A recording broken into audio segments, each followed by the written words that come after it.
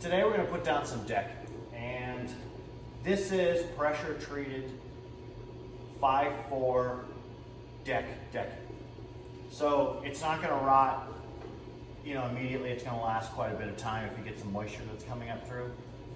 On the final install, I put a vapor barrier over all of these joists.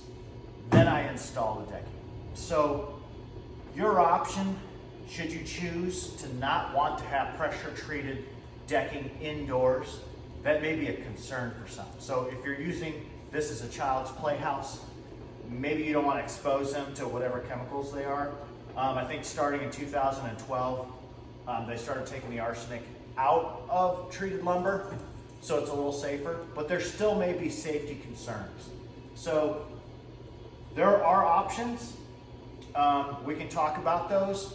For what I'm doing out in remote cabin locations where you're visiting a cabin maybe 3, 4, 5 times a year, I think it's perfect. All of this stuff is treated, and you're not gonna have the wood boring, the rot, the ants, all of those critters that are just gonna eat your cabin alive. That's my opinion on it, and that's why I use treated decking. So I use 10 footers. I'll end up cutting off any excess off the front, but I'll lay my 10 footers down for my 10-foot deep cabin. And I'll guide the back ends, getting them flush, because you're going to be building the wall here.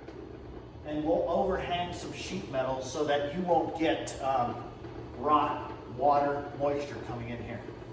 So what I usually do is I will put 4 boards down at a time, and then I'll use the same decking screws, 2.5 inch, to screw down, say, a nailer 2x4.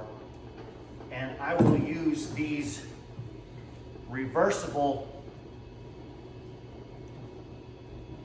custom clamps that I have, so they push. I used to do boat transoms. I've done a couple of them. And it's nice to have these clamps to be able to push from the stringers and push that transom in while you're gluing it in place.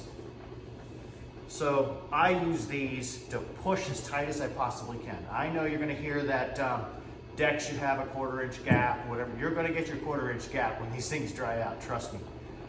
There will be a gap when they dry out. But this gives you a good basis for a decking floor, nice solid floor, 1 inch thick on a 2-foot span. It's not going to sag on you. And also, if you want to put, after this dries out, if you want to put a thin underlayment foam layer, you can do a Pergo snap together flooring, or you can do some other type of flooring over this. You can also seal this too. So once I have the boards as tight as I can possibly get them using these clamps against this pusher board, I'll start screwing them down. And I want relatively straight lines. I will screw this down fully, and I'll number these boards so you know exactly where they go, and your holes should pretty much line up after that. But that's the decking. So when we finish this up, I'll make another video, and then we'll get started on the loft decking. All right, I got about 8 boards down, and I got them nice and tight. So if there's any little bit of a bow back here as you're guiding them, you'll notice if it bows out, you'll be a little short on the front. Make sure you tap that in. Check your square again. I got about 8 done. I'm not quite halfway. So what I do now is I know that the distance between this 2x8 and that 2x8 when I started was about 105.5 inches. 105.5 inches, back and at the front. So in theory, if all the boards were the exact same width and there was no warpage, they would all lay down perfectly, and then you'd have to cut a little strip. Now that I'm halfway, what I do is I measure to see where I'm at now. I'm exactly 60 inches to go, 5 feet. And up here, I am 60.5. That means I have a 1/2 inch greater gap up front than I do in the back.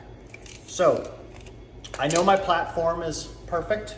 I just know that I'm squeezing them a little hard in the front, or maybe there's a little bit of variance in these deck boards. So what I'll do is I'll lay the next 4 down and I'll clamp them in place and I'll go a little tighter towards the top and a little looser towards the front. So just like a little bit of a deck, a regular outdoor deck, this last 2 feet will be outdoors. So it'll be exposed to sun, and you'll want the, you know, it'll dry out faster. A little bit of gap out here will be just fine. So keep that in mind. Don't just lay them down, all of them down, and screw them in.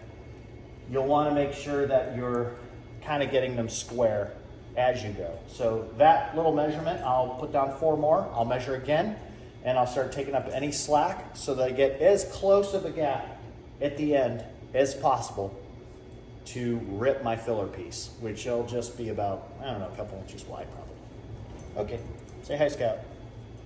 So this is the loft, and what I did is over there, I clamped a couple stopper boards to the last rafter. That way I could slide these boards all the way down to the end and then check their fit over here for maybe a 1/8 of an inch of overhang. And then if you see these blocks right here, I use these little blocks as spacers. It was about a 1/2 inch space in between each board, 7 boards. And why I left that space was because we spent quite a few nights in our own A-frame cabin.